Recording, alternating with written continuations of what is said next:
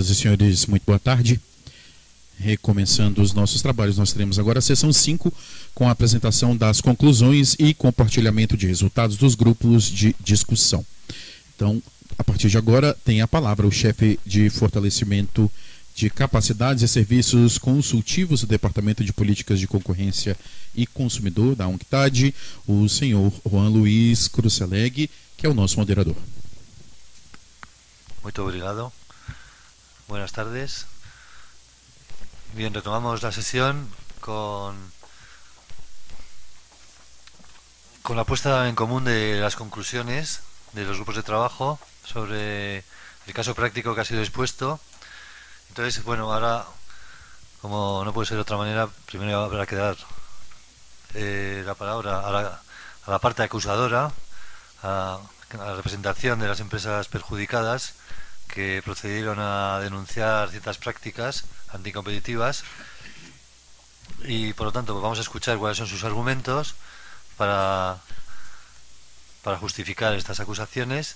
Posteriormente escucharemos a la defensa, que tendrá que justificar por qué estas actuaciones se llevaron a cabo y por qué no son anticompetitivas, y finalmente escucharemos a la parte, digamos, más objetiva, o teóricamente más objetiva, que es la parte de la autoridad de competencia, que va también a exponer sus argumentos en favor o en contra de las partes.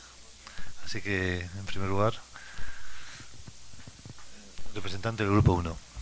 Bien, muchas gracias. Y como dices, en representación del Grupo 1, los acusadores, y en defensa de un grupo de pequeños transportistas de la ruta Argentina-México de carga de contenedores, nosotros acusamos a la Alianza Alfa de desarrollar una estrategia para excluir a mis representados, a todo este grupo de pequeños competidores de este mercado. Consideramos que el mercado relevante corresponde precisamente a la ruta en ambas direcciones, entre Argentina y México, y este es un mercado, como ya conocen de la descripción de la industria, muy sensible a los precios.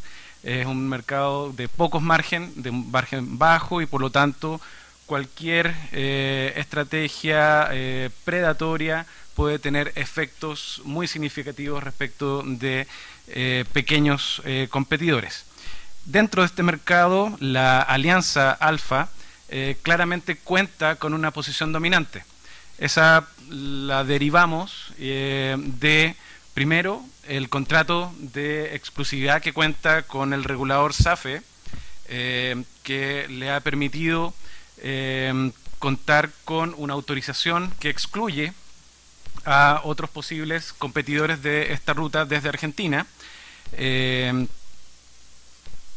y eso dentro de un contexto ya más global, en el cual existe también claramente baja o nula presión competitiva de otras alianzas, dado el reparto geográfico de rutas que estas han desarrollado, y que es evidente porque estas otras alianzas, Beta y Gamma, no participan, pudiendo hacerlo, de esta ruta entre Argentina y México.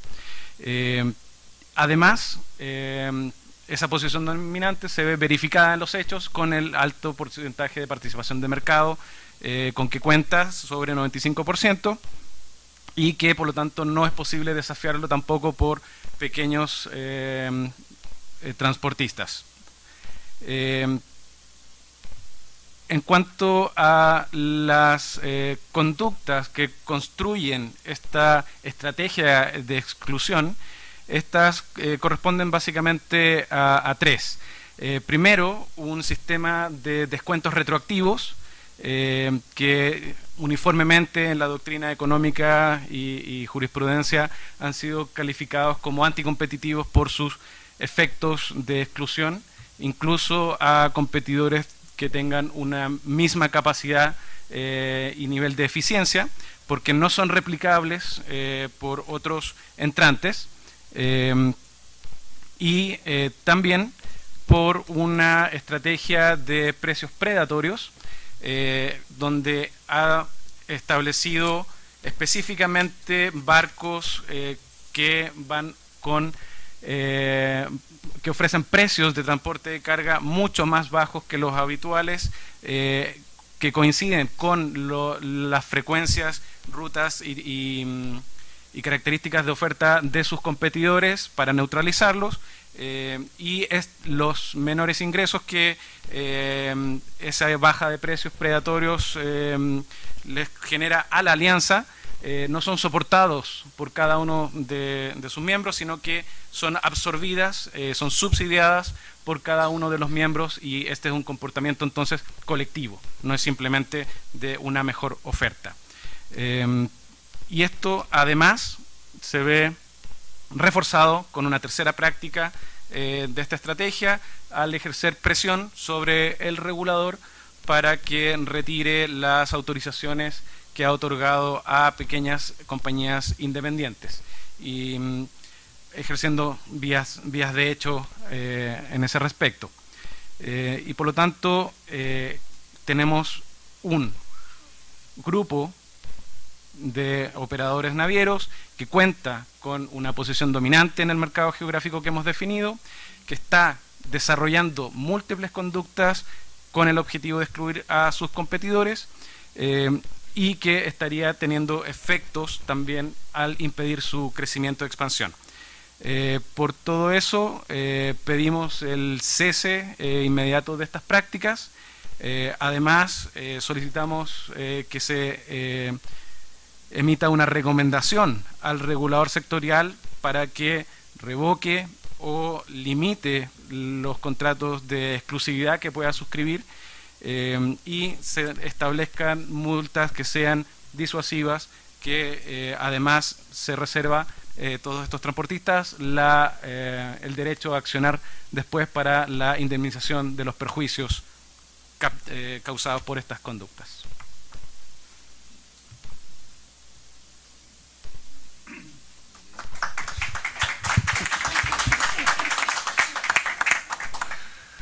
Bien, pues vamos a hacer una palabra a la parte de la defensa.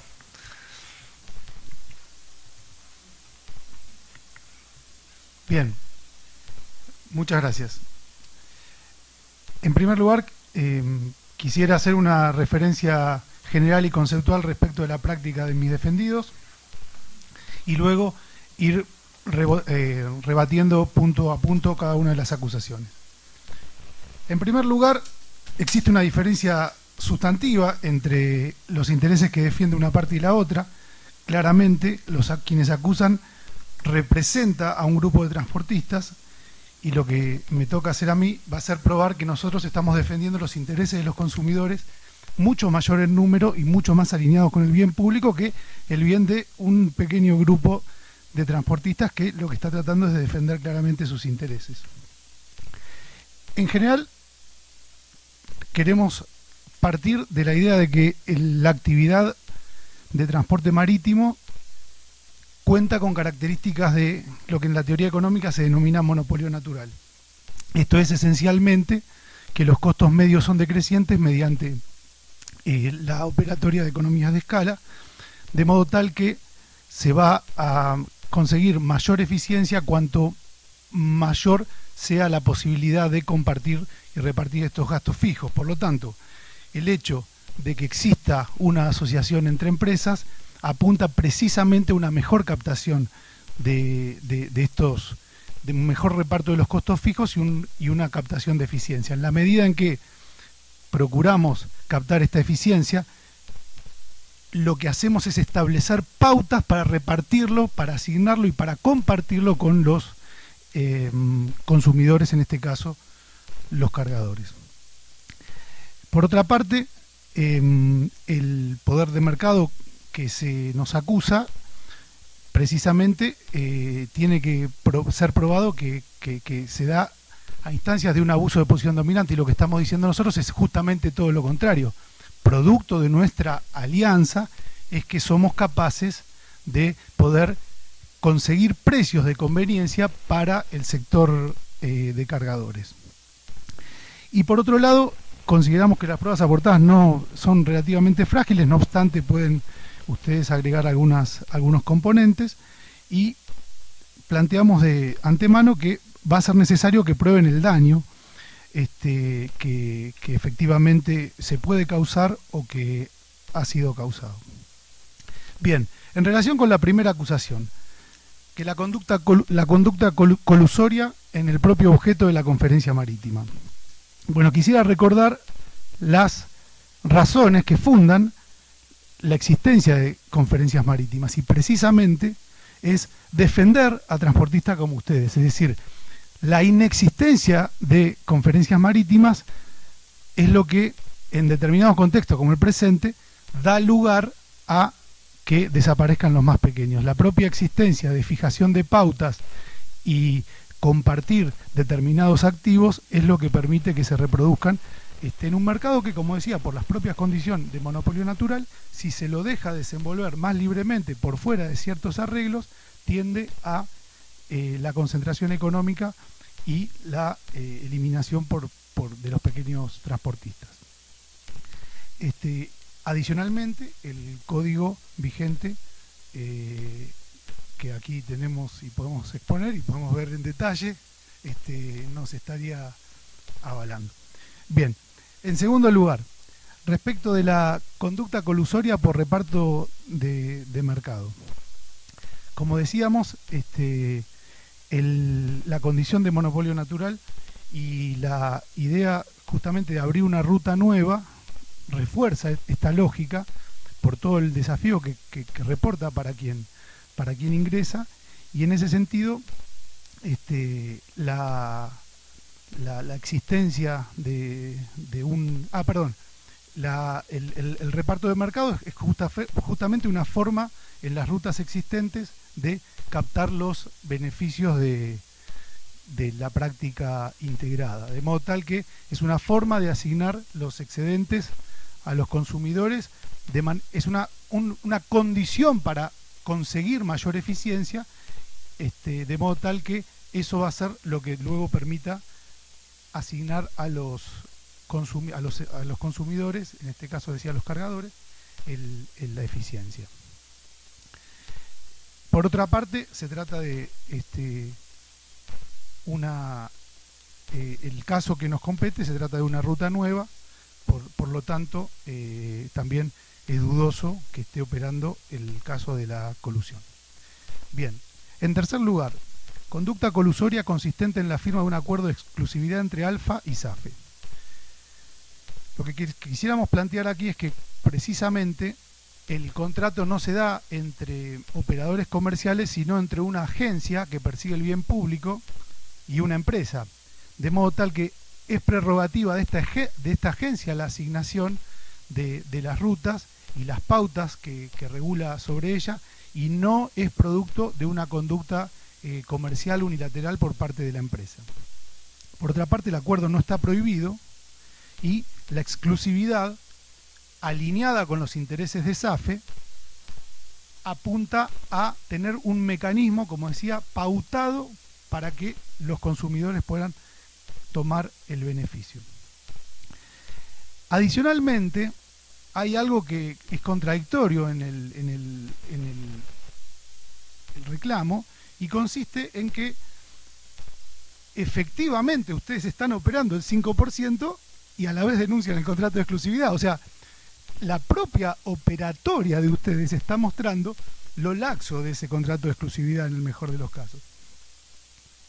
No obstante, como decía, eso no está prohibido y es potestad de la autoridad regulatoria. Aún así, no existe exclusividad de hecho al estar ustedes operando. En cuarto lugar, conducta abusiva de los miembros de Alfa consistente en establecer un programa de fidelidad. El programa de fidelidad no reporta ningún perjuicio, en tanto es una forma de asignación de estos excedentes de eficiencia, como decía, es parte de la competencia y no reporta ninguna sanción a quien no forme parte, es absolutamente voluntario, de modo tal que no ejerce ningún perjuicio. En cuanto al quinto punto, que tiene que ver con la conducta abusiva de los miembros de Alfa al establecer una estrategia de barcos de lucha o fighting ships, Lo que queremos decir es que efectivamente esto es bien complejo, como todos saben, de probar, y que dista absolutamente de la estrategia de la conferencia. La conferencia lo que busca mediante esta acción es efectivamente transferir, como decía, mediante precios oportunos y convenientes para los cargadores, los beneficios de la eficiencia. Por otra parte, plantean que los precios son más bajos que los habituales. Eso no significa de ninguna manera que sean inferiores a los costos, por lo tanto no habría conducta abusiva. Adicionalmente, es necesario probar que van a poder recuperar, que nosotros vamos a poder, mis defendidos van a poder recuperar ese precio en el futuro, cosa que de ninguna manera está en los planes de la compañía. Y por último, violación flagrante del Código de Conducta de la UNCTAD. En principio consideramos que no, por la naturaleza del acuerdo entre una parte de un operador comercial y la autoridad regulatoria, y adicionalmente esta violación no es fuero de la Comisión de Competencia de la Argentina, sino que debe ser adecuadamente tratado en el tribunal correspondiente. Muchas gracias.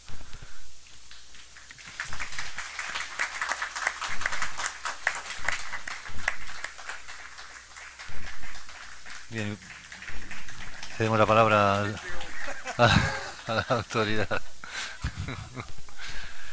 Bueno.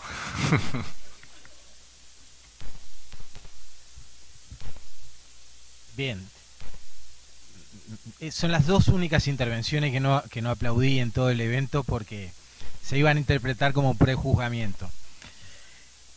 Lógicamente que la mecánica de trabajo nos impuso una actuación que no se corresponde completamente con lo que sería el ideal. Por razones prácticas hemos tenido que avanzar sobre una decisión que no recibimos previamente los argumentos del contradictorio, y más aún diría, los propios contradictores no pudieron saber lo que decía el otro, al punto que la contestación no sigue la línea puntual de lo que ahora expuso la acusación. Sin perjuicio de ello y de la dificultad de fallar en un caso donde tenemos elementos nada más que de la presentación genérica del caso, no la parte probatoria, no el volumen que implica el expediente, y por otra parte con el resguardo natural de no ser un órgano unipersonal, es un órgano colegiado que integrábamos todos los que estábamos en el grupo 3, ¿verdad? Pero tratando de avanzar en lo que era un perfilamiento de nuestra decisión y que incorpore los elementos nuevos que tenemos sobre la mesa, diremos como primera situación que en principio hay un acto de la administración de una entidad pública que presumimos que en uso de sus facultades y en el marco de un contexto normativo que lo permite, está respaldando la concesión en un sistema de cuasi exclusividad para la operación de una ruta. Hasta ahí entendemos que se puede tratar de una situación anticompetitiva, pero que estaría respaldada por el marco regulatorio normativo, y podría eventualmente caber una recomendación de diseño, de buscar que en el momento de la asignación, por ejemplo, se haga un llamado público, un proceso competitivo, licitatorio, pero estaría, digamos, en una concesión facultada y normada que podría otorgar la SAFE, ¿verdad? Sin perjuicio de ello, el haberse concesionado en favor de un operador y haberse partido de la premisa de que en el expediente hay prueba de que está actuando en una sociedad de hecho con los demás o en una colusión, eso tendríamos que luego ver y calificarlo, pero claramente se admite que hay una empresa que es la titular de la concesión y otras 2 que participan de la provisión del negocio y reparten rutas en forma conjunta. De modo que lo que originariamente estaría concedido en un marco legalizado y normado, podría tener de parte del operador privado una actuación que violara la normativa de libre competencia. Primero, analizar si a través de esa alianza o de esa conformación del consorcio marítimo se configura o no la posición dominante. Está claro que el mercado relevante estaría representado por la ruta, en este caso de México a Argentina, y que los porcentajes de mercado que la propia concesión está asignando eximen de considerar que a partir de la concesión claramente se configura esa posición dominante. La desafiabilidad de ese mercado en el 5% estaba prevista en el diseño, de hecho está admitido hasta en la propia defensa, en el contradictorio, que en su propio argumento está el hecho de que el mercado era desafiable al punto que entraron las nuevas empresas, pero indudablemente que en ese porcentaje y no pudiéndose alterar esa proporcionalidad, hay una situación claramente anticompetitiva. Después veremos si eso está o no respaldado por el marco normativo. Pero si yo en un mercado tengo fijo un 95% y solo se puede competir por el otro 5%, y aún por el otro 5% puede participar el que opera en el 95%, y de hecho lo hace con este mecanismo de ofrecimiento de estos llamados barcos de lucha a precios más bajos que también demuestran que habría una rentabilidad, si no son precios predatorios, por encima de lo que es el canon establecido. Entonces vamos perfilando ya un caso con otra solidez en cuanto a su nivel argumental.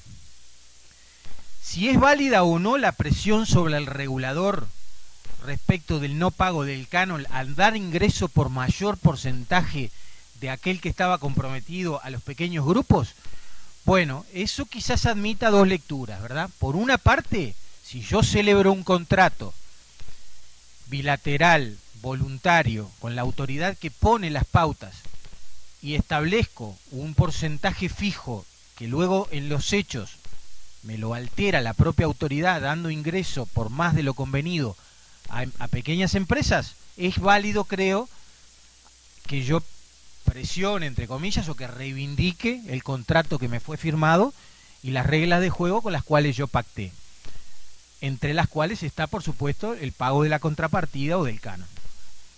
Ahora bien, si eso supone un impedimento o una presión para excluir puntualmente los competidores que ingresaron, ya puedo estar incursionando en un intento de colocar barreras a la entrada y no permitir que el mercado, aún en esa pequeña proporción, sea desafiable. Eso sería cuestión de repasar el expediente originario y ver si fue o no a ese punto. La argumentación de la defensa se desprende que habría que probar el daño. En este caso entendemos que no sería necesario llegar a eso, porque si el daño, nosotros partimos de la base que como regla general los mercados son abiertos a la competencia. Como excepción, si el legislador consagró un régimen de concesión, si ese supuesto monopolio natural tiene un respaldo legal que asigna las rutas en forma exclusiva, bueno, eso será una situación. Ahora, que eso deba estar naturalmente enmarcado en un proceso transparente, con reglas claras, con un llamado que permita el momento competitivo con anterioridad a la adjudicación, y en las condiciones que es adjudicado, permitir, si es que hay margen, la existencia de competencia por el porcentaje o la situación que se pueda dar. Lo cierto es que aquí estamos ante una situación de hecho,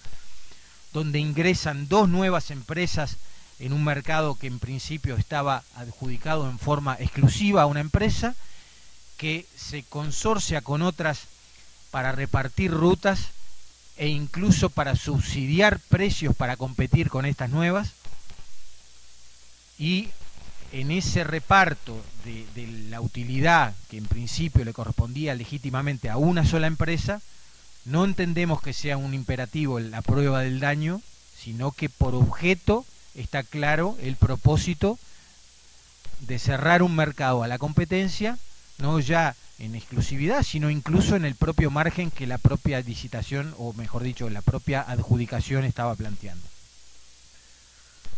Entonces, a modo de conclusión, entendemos que este contrato de exclusividad, que se pretende que no existe de hecho, está firmado por la administración que concesiona y la empresa que es la contraparte. Que pueda tener un rango normativo exime a la SAFE de sanción, en tanto, aún con un régimen que impida sancionar al Estado en cualquiera de sus manifestaciones, no sería necesario ingresar en ese estatuto de la legislación propia que aplica en el caso, porque no estaría alcanzado por una práctica exclusoria, sino que habría concesionado en principio con el marco normativo que habilitante. Sí, en cambio, entendemos que en lo que hace a las conductas posteriores a la adjudicación y el haber constituido esta conferencia marítima puntualmente para el reparto de mercados, configura una práctica que por un lado le da la condición de posición dominante, torna el mercado no desafiable, y la evidencia empírica se obtiene de forma fehaciente a través del ingreso de estos nuevos competidores y la forma en la cual se desencadena la reacción sobre el particular. No por la presión ejercida ante el regulador, a quien se le reclamó cumplimiento de un contrato celebrado, pero sí claramente por una parte en esta premiación a clientes, de modo que no se trata, entendemos, de un programa de fidelización voluntario y que no es válido que no existan sanciones. Por el contrario, es un programa que apunta a la exclusividad, al no ingreso de los otros operadores y que pasa a raya a fin de año para premiar y excluir, y a quien no lo hizo no lo premia. Y por otro lado, la configuración de una práctica específica con los barcos de lucha que demuestra que el negocio permitía mayor rentabilidad, que el negocio permitía, si es que el precio no es predatorio, ofrecer beneficios a los consumidores que no se estaban dando y que solo se conceden y se reacciona con el propósito de exclusión. En mérito a lo cual estaríamos amparando la solicitud de cese, formulando al regulador una recomendación tendiente a generar un programa de adjudicaciones transparente, que sea competitivo al inicio y que permita márgenes de competitividad futura a partir de la adjudicación, y estableciendo naturalmente las multas que para el caso corresponden.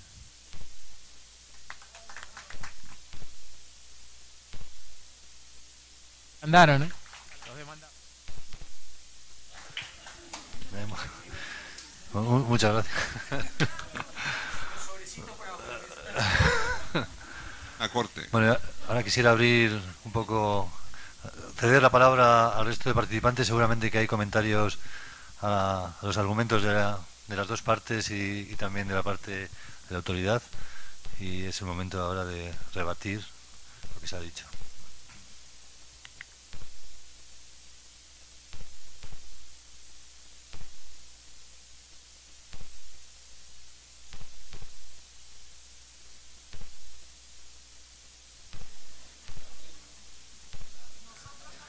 Bien,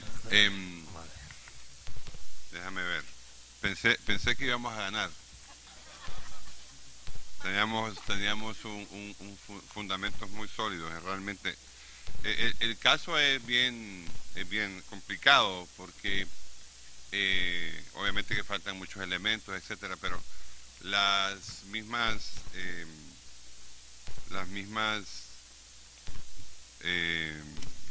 aquí tengo esto.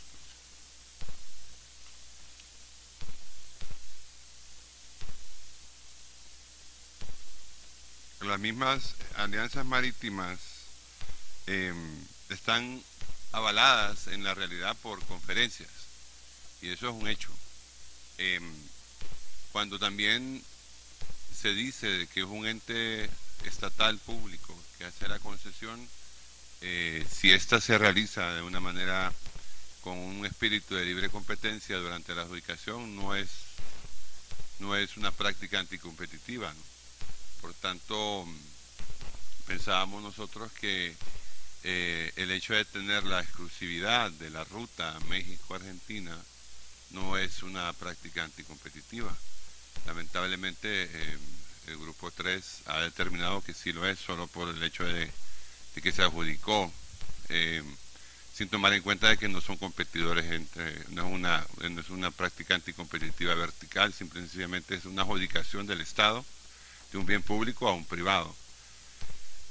Por otro lado, si este grupo pequeño de navieros no hubiera entrado al mercado, pues no hubiera generado competencia. O sea, el hecho que entraron al mercado y que a través de ese 5% vino la conferencia marítima y otorgaba premios de fidelización al final del año, eso quiere decir que puede trasladar estas eficiencias, obviamente, porque tiene un competidor, ¿no? Y los precios predatorios, en la práctica, todos sabemos en nuestras agencias de competencia que son sumamente difíciles de probarlos.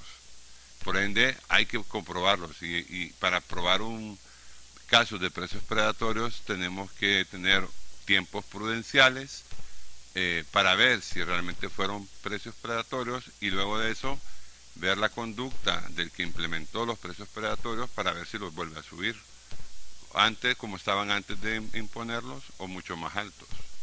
Entonces sí creemos nosotros que no se valoraron esos casos que presentamos nosotros por parte del grupo número 3, que sustentamos en nuestra defensa.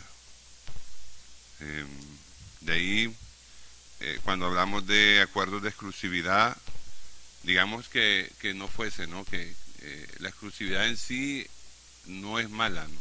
No es mala, dependiendo si esta exclusividad tiene eficiencias que son trasladadas a los consumidores.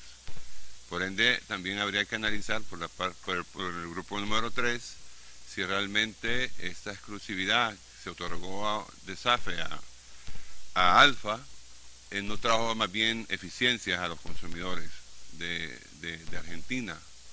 No sabemos cómo estaba anteriormente esa ruta, tal vez no existía, o tal vez realmente no era muy pobre en calidad, en servicio, en precio, ¿no? Son elementos que tampoco estaban ahí, pero que creemos nosotros que se debían analizar por parte del grupo 3 para poder vertir una resolución tal cual, ¿no? Y bueno, se nos ha dicho también en la práctica, en los entes jurisdiccionales de la Corte Suprema de Justicia de nuestros países, que a través del uso de razón no ganamos ni un caso, que tiene que ser con prueba dura, y realmente la prueba dura es la que prevalece en los juicios, no es la presunción ni el método del uso de la razón con el que ganamos nuestros casos en la realidad. Por tanto, es imperante tener pruebas físicas confiables para poder establecer criterios, sino realmente que en la Corte Suprema de Justicia Argentina le dan vuelta a la agencia de competencia con esta resolución. Gracias.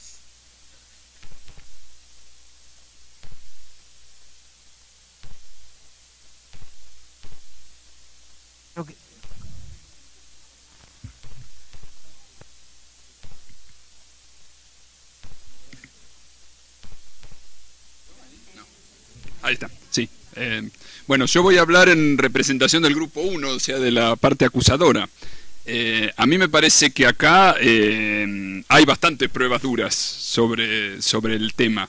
En particular está bien claro que la gente de la conferencia Alfa está ofreciendo estos descuentos del 20% por exclusividad a los clientes, y por otro lado está bien claro que también tiene un acuerdo firmado originalmente con SAGE, esa prueba existe.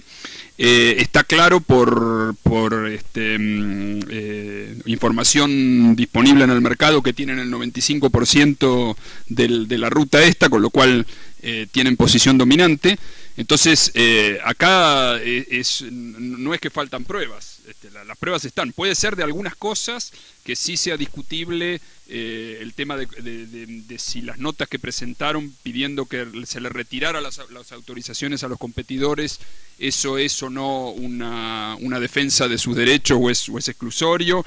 Puede ser discutible el tema de si hay o no reparto de mercados con Beta y Gamma. Sí es cierto que Beta y Gamma no están participando en el mercado, o sea que implícitamente no están en el mercado, pero está claro que dada la posición dominante que ellos tienen, están llevando a cabo conductas que generan un perjuicio a los competidores y que son capaces de eliminar a los competidores, y que eso es una conducta exclusoria. O sea que me parece que pruebas no faltan. Yo creo que es bien acertada la decisión del tribunal.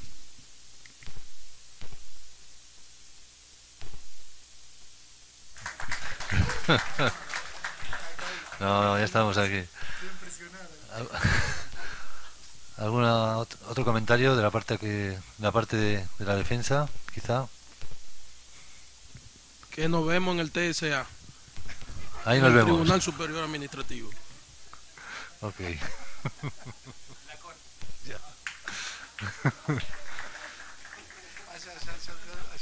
Sí. Carolina, sí. Es que además el Grupo 1 organizó un departamento de investigación y seguimiento. Y en el almuerzo nos sentamos a la par del grupo defensor. No voy a mencionar nombres, pero alguien del grupo número 2 dijo: tenemos que defender esos malditos. Y entonces, a confesión de parte, releva de pruebas.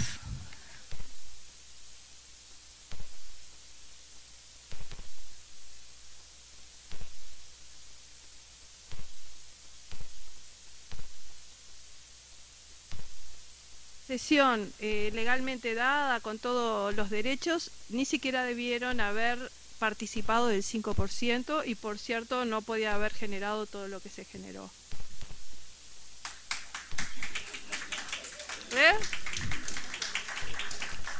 Bueno, sí, pero la sociedad pública incumplió el contrato que había firmado con la conferencia.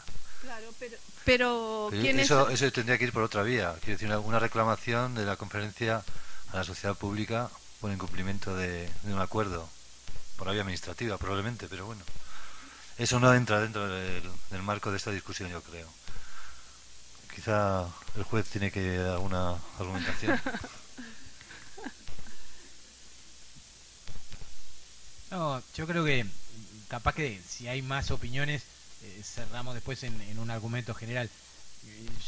Yo puntualmente quería de repente precisar algún concepto, porque indudablemente que reunir pruebas para poder demostrar lo que sería un precio predatorio, por ejemplo, requeriría un estudio de costos, ver si el costo medio variable está por debajo el valor que se puso, y naturalmente la perdurabilidad de la conducta, la posibilidad de resarcimiento, saber, digo, eso hubiera llevado meses de prueba. Estamos hablando de que estamos fallando con 2 carillas y pequeñas discusiones, y apenas habiendo escuchado a las dos partes con 5 minutos de anticipación. Que puede ser recusado por esas declaraciones. Otro tanto ocurriría en lo que supone el análisis de eficiencias, porque yo puedo entender, por lo menos la ley uruguaya lo permite, no sé si la Argentina, pero la ley uruguaya puede tener un caso donde, aun cuando haya claramente un caso anticompetitivo, producto de un análisis de eficiencia y de un traslado específico de beneficio a los consumidores, que sería un poco la tesis de la defensa, invalidar el caso de defensa de la competencia y validar el procedimiento. Pero acá tampoco tenemos los elementos para hacer todo ese estudio de eficiencias y saber si efectivamente eso se está produciendo. Entonces estamos fallando con elementos un poco superficiales en alguna medida, no con esa prueba pura y dura, porque ni expediente tenemos. O sea, se dieron como valores asumidos y como datos que no están controvertidos lo que dice esta cartilla, y después contamos un poco con la posición de cada una de las partes. En mérito a eso es que se condujo un poco el tribunal, que vino, por cierto, para qué negarlo, con una posición un poco ya preconcebida, pero que tomó en cuenta los argumentos vertidos en sala y que por supuesto está sujeta a revisión y como dijo allá el compañero, nos veremos en los tribunales, ¿no? en las apelaciones.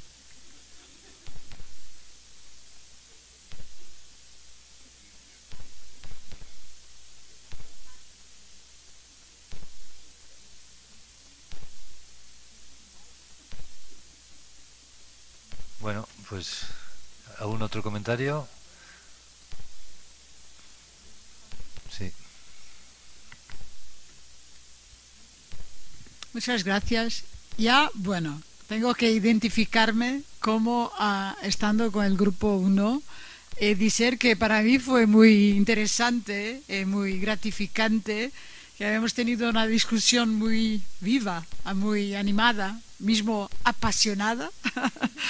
Lo que siempre me parece que ocurre cuando tenemos la oportunidad de mirar a casos hipotéticos, pero inspirados en infracciones reales, a la luz de las reglas de competencia.